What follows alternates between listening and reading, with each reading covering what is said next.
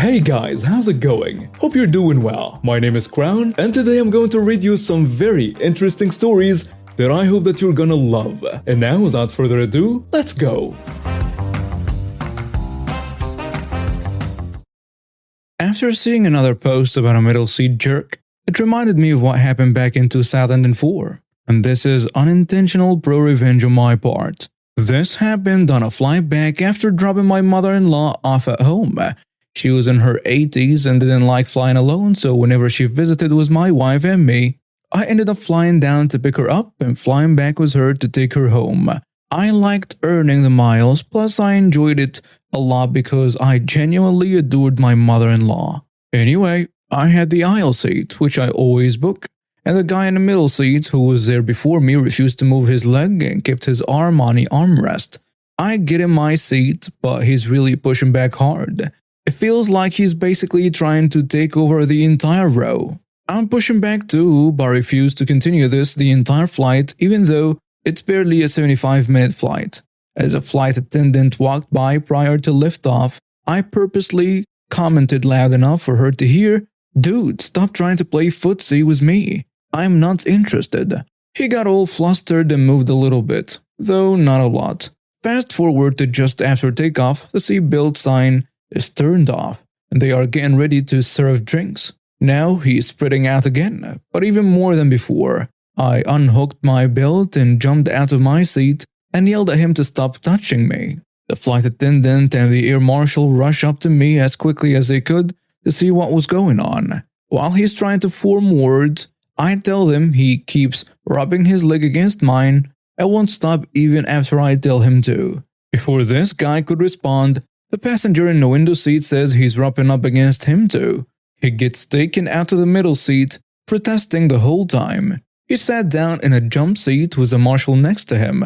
The flight attendant comes back to me and the guy by the window and offers us a free alcoholic drink for our inconvenience. We both accept gladly.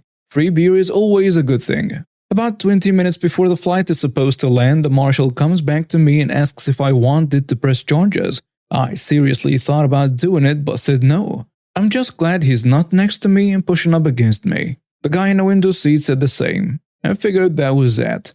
After the flight landed and we had exited the plane, I saw the middle seat guy in cuffs and a couple of cops talking to the flight attendant.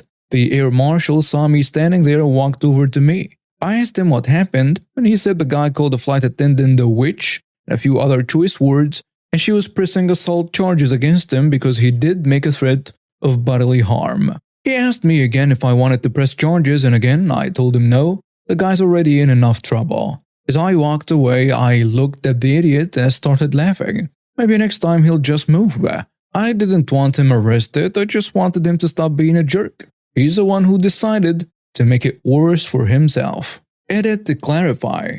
This wasn't an armrest fight, though he certainly took those over. He kept spreading his legs wider, pushing up against me. Also, I asked the guy to make some room before I sat down but got ignored.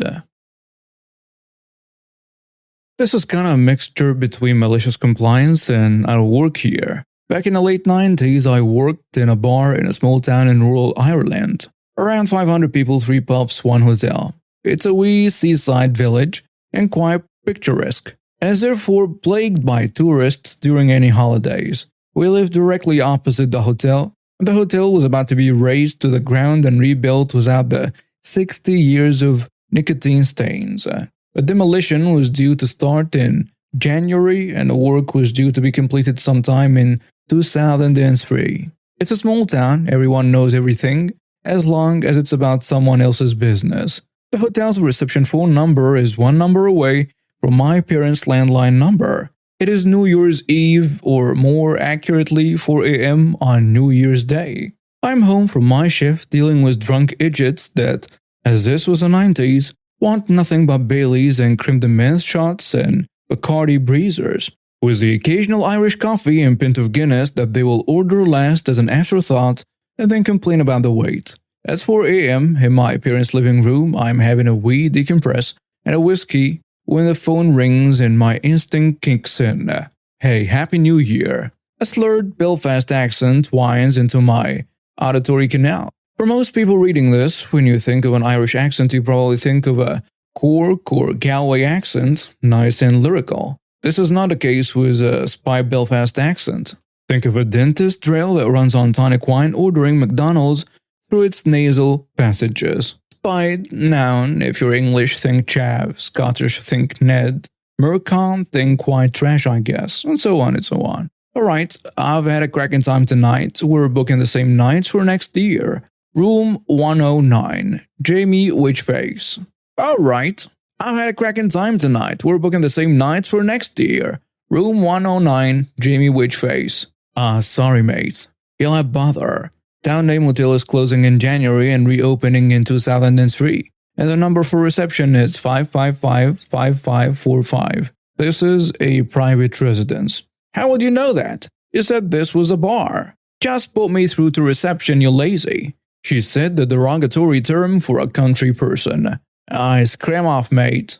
I know, rather sharp wit, Oscar Wilde will be proud. I hang up and my phone rings a moment later. Don't you dare hang up on me, you. More bad names. Town Name Hotel reception is 555-5545. This is a private residence on 555-5554. Don't call again. This happens a few more times because a daft drunk witch is just hitting redial. It escalates with varying degrees of profanity as we both have drinks taken, me to a lesser extent. I unplug the phone from the wall, a few minutes pass, I'm formulating a plan, and I plug the phone back in.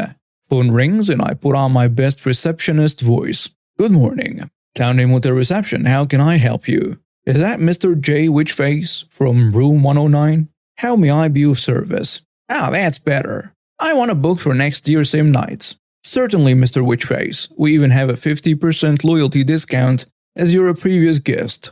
Same days? Alright. Okay, that's all booked in for next year. Arriving on the morning of the 31st? Yes? Brilliant. Wonderful. We will see you then. That year I went away to university, came back for Christmas, many things happened in the time in between, but then New Year's Eve came along. My folks and I were in the living room looking out at a gigantic hall that used to be a hotel. And our other windows look out over the bay and having a few beers. A car we do not recognize pulls up opposite the hole where the hotel used to be, and three confused-looking Belfast spies get out beside the big hole where the Town Name Hotel used to be. Something clicks in the back of my head and I'm just spinning myself laughing. I explain the whole thing to my dad, who I'd relate the story to. These jerks drove about an hour to get here just to find out they've got nowhere to stay. We enjoy the show and open fresh tins as they start screaming at each other in front of our house. It was a fun New York Eve.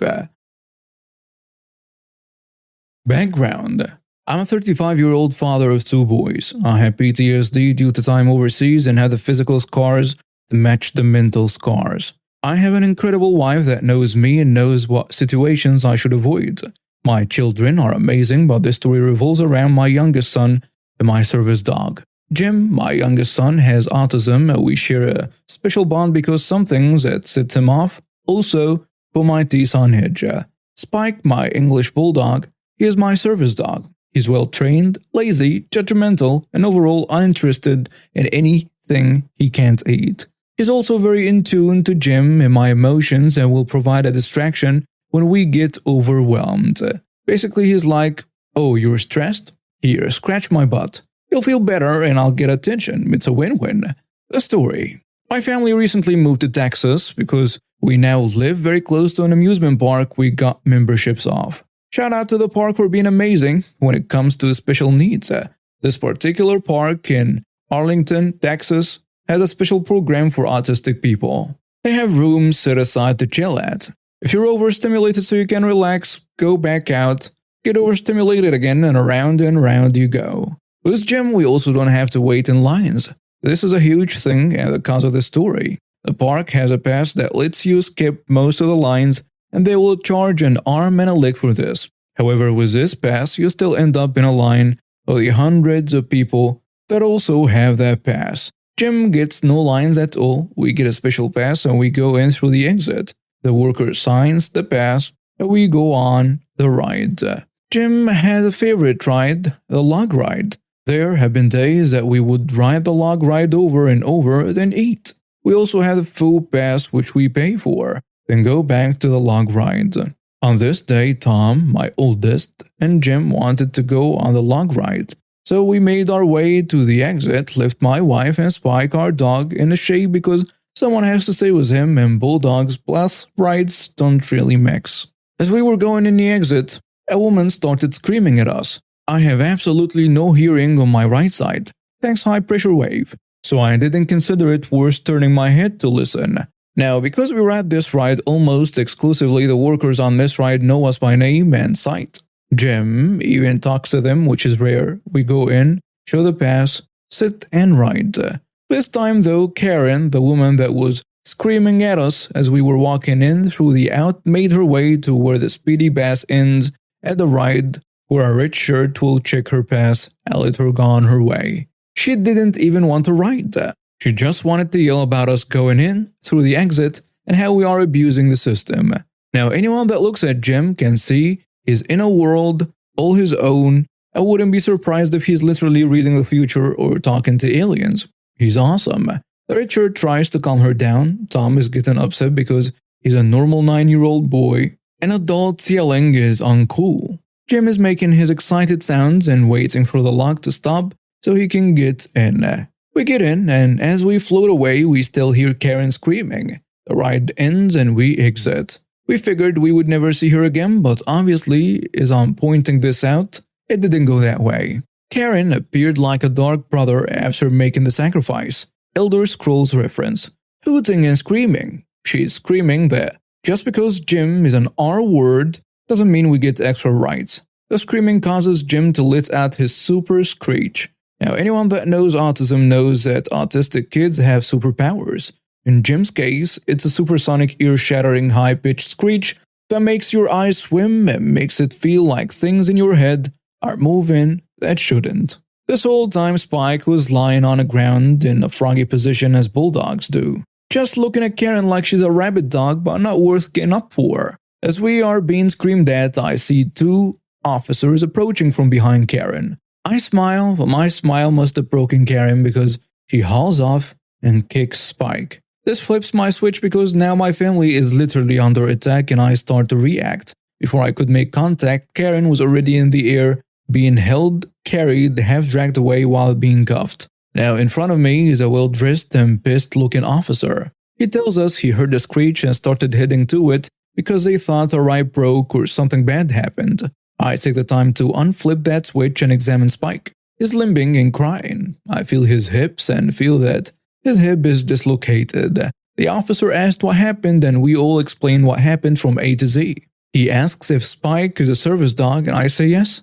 He smiles. I'm not in a smile mood, but it catches me off guard. He explains that in Texas, to intentionally injure a service dog is a felony. But this time, park security arrived and issued a trespass order to Karen. The officers asked if I wanted to press charges. I look at Spike and look back. Yes, I say. Karen and her tiny mouse-like husband start to freak out as she is loaded onto a golf cart. We hop on a cart too and leave to go to the vet. The vet fixed Spike and all is well. We went back the next day with Spike in a stroller.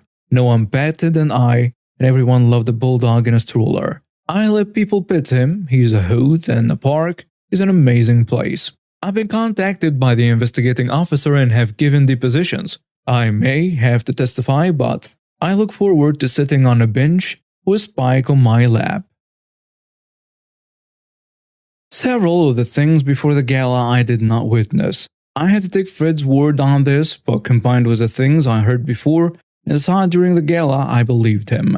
The cast. Fred, a reporter of that newspaper in charge of editing the material for this project. Karen, leader of a charity that collects donations to help Afghan children and women in Afghanistan. Karen's nephew and one of the editors at the newspaper. One level higher than Fred but not his direct superior. Eva, leader of a charity that distributes donated uncooked food for a week to the ones in need.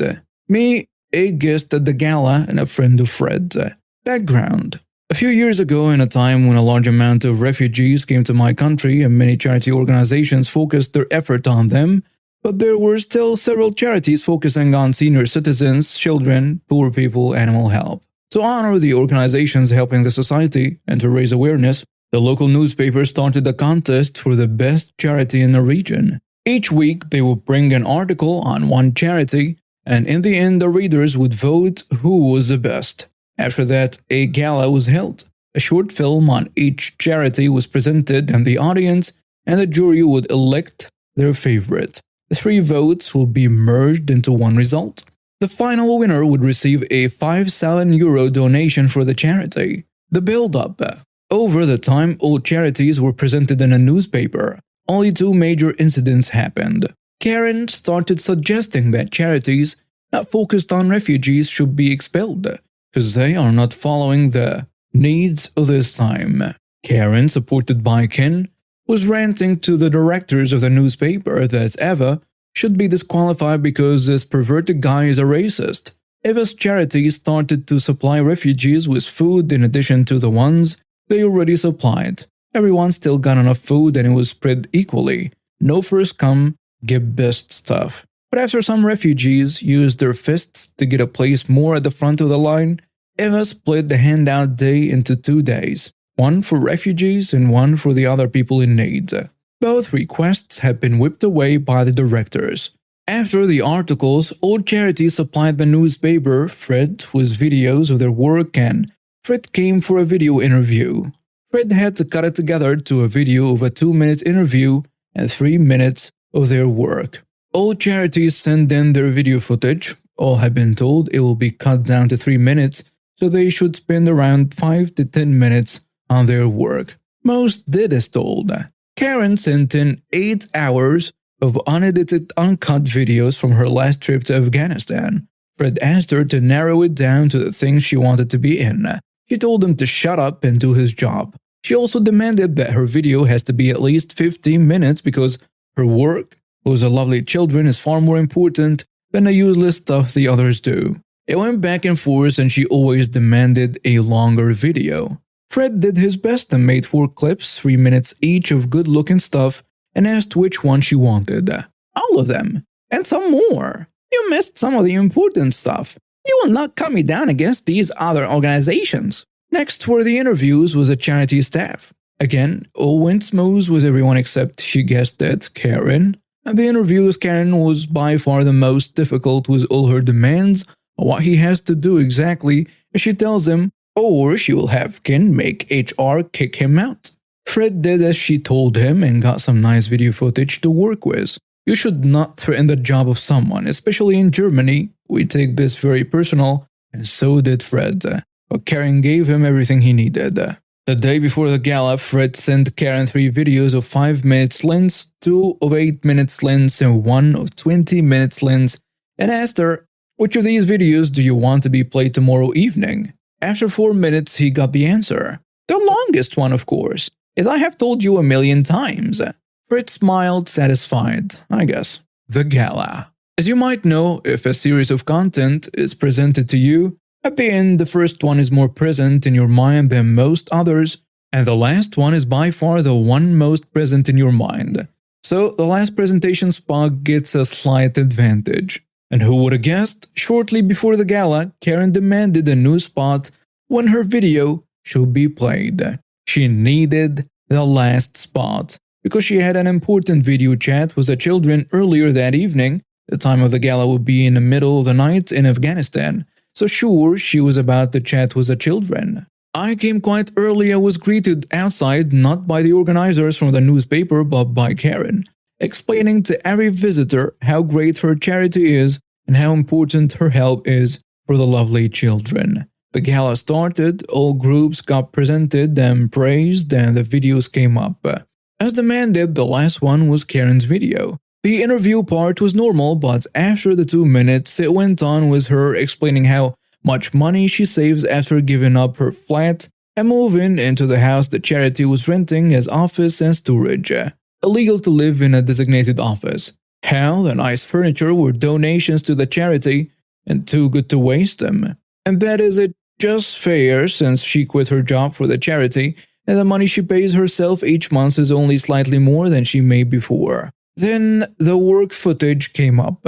First came a nice video of her surrounded by smiling, waving children, all perfectly lined up. Then a video of the same sitting, children not well organized, her pushing them around very forcefully onto the places she wanted them.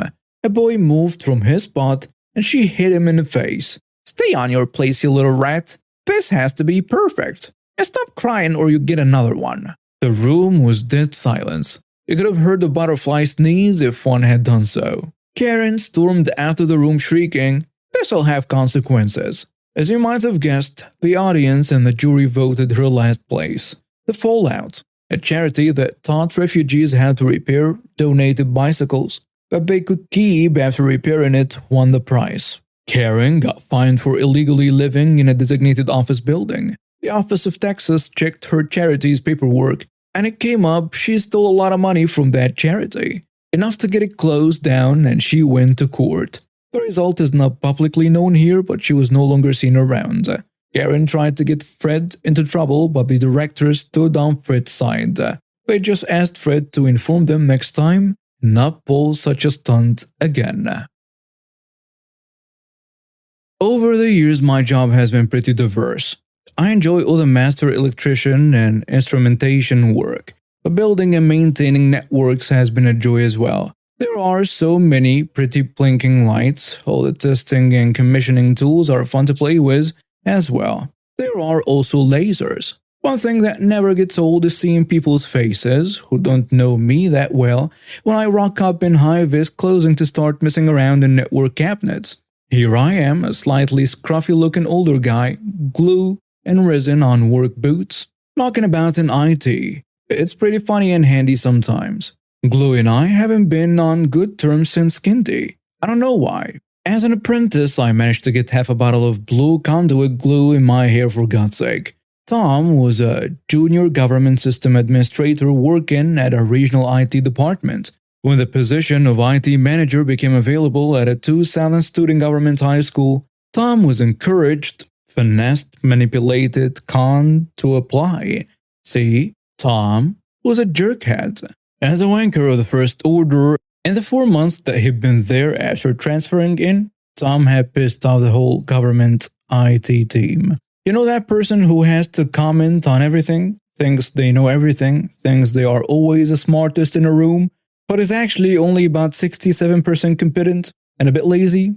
Well, this was Tom. The principal was so glad to have a government sysadmin apply for the role that they changed the job title from supervisor to manager to entice him. The role had an office and 2 support staff. It was also arranged that Tom will be given more control over the school network than the previous supervisors. I heard later that his then government IT director may have suggested the title enhancement to the principal as part of the finesse. Tom had his own fiefdom. It also didn't take him long to piss the principal off either, as well as the admin staff and most of the teachers. I'd done work with government IT for some time before Tom showed up and knew everyone, though only got to know him peripherally. I'd done work with government IT for some time before Tom showed up and knew everyone.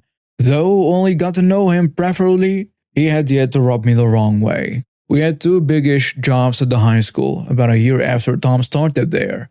Change out a crap ton of keyed door locks for a brand new standalone network door access system we would install and maintain, and change out existing room lighting for energy-efficient LED panels.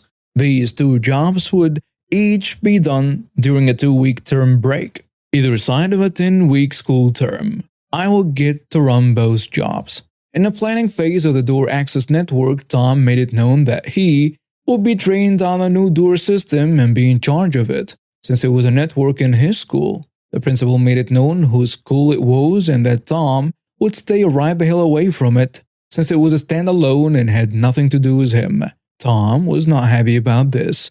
On Tuesday, a little over 5 weeks since the door system had been live, I was driving to a job when I got a phone call that kicked off this tale. High school called. They are having trouble with a new door system. Turning the car around, I wasn't sure what annoyed me more.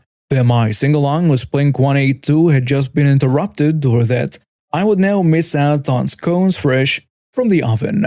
At the system operator terminal PC in an admin office, I hear that there were two issues. Some teachers couldn't open some doors this morning, and some other doors that the admin staff tried to change functions on weren't responding. I suspected the regular user teething issues. We were 5 weeks into the 10-week term at this stage. They went on to explain that they had looked and found the teacher's door access had been changed to remove some doors. They had re-added the doors and fixed that, but the doors they were trying to change functions on weren't responding. Looking in the system on their user login, they were right. They had re-added those doors correctly for these teachers. Oh, I was in the system updating the door changes. Logging in as the admin, I see that apart from the hub in this office, the other 18 network hubs are not responding. Weird. Unlocking the cabinet, I see that the fiber optic patch lead, which connects to the other hub, is dangling in space. Very weird. These take some doing to unplug. They don't just fall out. Reconnecting the batch lead and rechecking the network, I see the other hubs are responding. So I push the door changes through. There are still questions though, so I open the system log. I see that the changes to the teacher's access we made by one of the admin users at 5:33 p.m. and the hubs went offline soon after. Strange, because the admin staff finished at 4:30 p.m. and the log also showed that someone who's not admin staff entered this office at 5:08 p.m. It was Tom.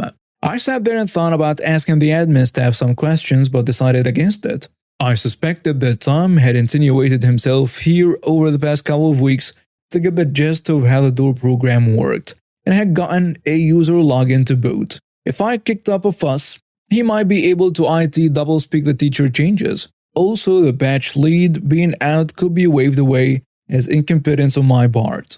As I was thinking, the admin staff said that Tom had been in earlier and had overheard the issues they were having. It said something to the effect of, "That's why you get when you let electricians manage a network." Oh, okay. He was being pissy about being banned from the system. My crystal ball went through a variety of scenarios, and I decided to let sleeping dogs lie for now. 3 days later on Friday, I got another call about the high school door system. Checking in and checking it out, I found that the issues they had were almost identical to the first, except that only 4 hubs were offline. After going to one of the affected hubs and plugging the batch lead back in, I opened the system log again to find it empty. What the flying hell? The daily backup file had been deleted as well. Only my admin login could do these things, and how the hell did he get that? Checking that the secondary backup on an external drive was still intact, I dumped that into my laptop and had a swivel on the chair for a few minutes. Yep, this backup showed that the admin login had been used to do the teacher's changes this time and delete the system log, all after the admin staff had left yesterday. This operator console PC had been provided by Tom. It was one of the school assets. The government image was supposed to have been wiped and a clean operating system put on, so it couldn't be connected to the government networks. Maybe Tom had a keylogger in there somewhere. I gave it a good sparky go but couldn't find anything. I even checked for cameras. After changing the admin password, I left and put on some Nick Cave in the car. That evening, while Mr. Cave and Daniels kept me company, I looked up keyloggers and then went through my boxes of spare parts toys. It was secret squirrel time. On Monday, I timed my arrival to the school just as the admin staff were leaving. I just wanted to check some things on the system. They left and left me to it. I placed one small camera under the desk to see the back of the BC tower, one on a shelf looking at the screen, and one on top of a corner cupboard to see the room. Happy with my work, I went home. That Thursday, same thing again. Different teachers affected, and different hubs offline, but the same thing. Admin login used to wipe the logs and backup. I changed the admin password again for reasons, and after coming back that afternoon to retrieve footage from the cameras, I figured out what he was doing. The first time he used the user login to make changes, pulled a patch lead, then installed the keylogger device on the keyboard USB cable into the tower. It looked like a little black USB adapter thingy. He used this to get my admin login to wipe the system log and delete the backup, so there would be no evidence of his card accessing the room. What he was doing was a freaking stupid way to go about it. His ego must be a thing of wonder. The contempt he must have held for my abilities as just a Sparky to figure things out even without the cameras was boggling. I maintain systems on networks far more complex than this, like the school security system for example, or a similar door access system in a much more secure facility. Okay, sucker, game on. Over the next 4 weeks, Tom and I went through these dance steps 4 more times. I heard all about them suggesting that if he ran the system, a professional sysadmin, there wouldn't be issues like these. I didn't mention to anyone about the logs or backups, just kept collecting my video and secondary backups, because through my association with government IT, I'd learned a few things about their policies. I wanted to screw with Tom, maybe collect some more ammunition before I absolutely freaking wrecked him. Purposefully using keyloggers on a government asset is a big no-no. The next 2-week term break was here and we began changing out light fittings. It was easy work and I had a team of 8.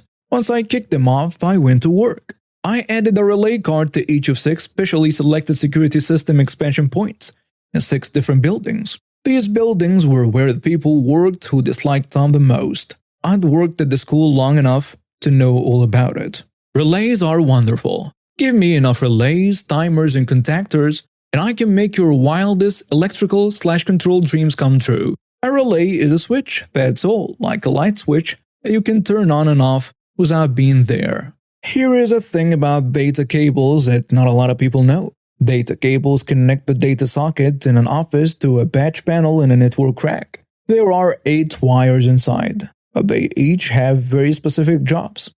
4 are commonly used to carry data traffic, 2 or 1 pair for upload, 2 for download, another pair for power to a PoE device, like a wireless access point. So you figured out a way to get one specific pair of these 8 wires into, let's say, a relay. You could then maybe interrupt the upload wires or download wires or power wires. Any of these will cause issues for your computer's ability to communicate. If you could turn the relays on and off at opportune times for selected people, perhaps via a security system you had remote access to, you could maybe introduce weird intermittent faults in a network. If you could do this without it looking like the cables in a network cabinet patch panel have been touched, you might now have a method to cause grief without it being traceable through IT magic. Sure, a competent IT person would assume the cable was damaged and go test it, but what if, when you went to test it, it was all okay? It would maybe look like a network system issue that a competent sysadmin should be able to diagnose and fix. A critical part of all this would be if you had a job as an electrician to make alterations to buildings' lighting. You could then turn some power circuits off so that the network cabinet in a building was unpowered for a while. You could then take data cables out of patch panels without it being noticed by a sysadmin. You could run a new length of data cable and terminate it into the patch panel and make a nice coupled join of the 2 cables in the ceiling. Then split off some pairs to relays. This could be done over 2 days. You could then begin switching the principal's relay on the 3rd day of the 2-week student break. It would be pretty easy keeping track of Tom's whereabouts so you could make the cable appear okay for testing. Once the principal was good and pissed off at Tom for not being able to fix their issues, you could start switching the admin manager's relay.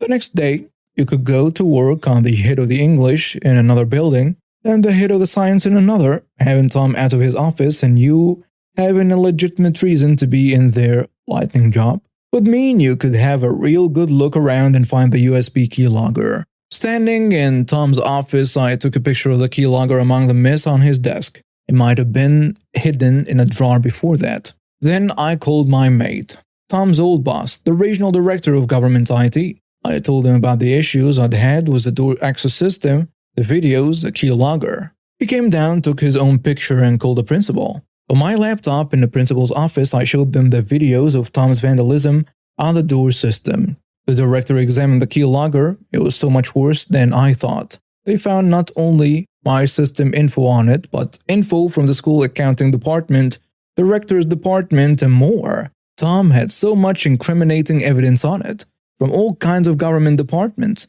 that he was bent over screwed. When Tom answered the summons to the principal's office, I couldn't help smiling at him. I know that's mean, but I'm only human sometimes. He had no answers to the questions. He tried to claim the keylogger wasn't his, and the director shot that down. It had too much stuff from places Tom had access to. It couldn't be anyone else's. Then I showed him the videos. That look he gave me was priceless. He'd figured out I'd done this to him, and it was glorious. A symbol electrician. Go screw yourself, Tom. He wasn't prosecuted because that would have caused too much of a public stink. But Tom got flagged and would never again be able to work in any government job, anywhere in the country. Not as a janitor even, or as a contractor doing government work. And since graduating university, he'd only ever worked in government. Sorry, private industry, he's all yours now. I did say something stupid though. After Tom left the principal's office that reveal day, the principal asked the director if they could send someone competent to look at the school's network issues. Without thinking, I said, nah, I'll fix that. I play him having too much fun. After they had me explain what I'd done because I needed Tom out of his office, I had to cross my hard promise not to do it again. And the principal didn't fully understand what I'd done, but the director said I was like some evil MacGyver. I put the network cabling back in place and took all my toys home.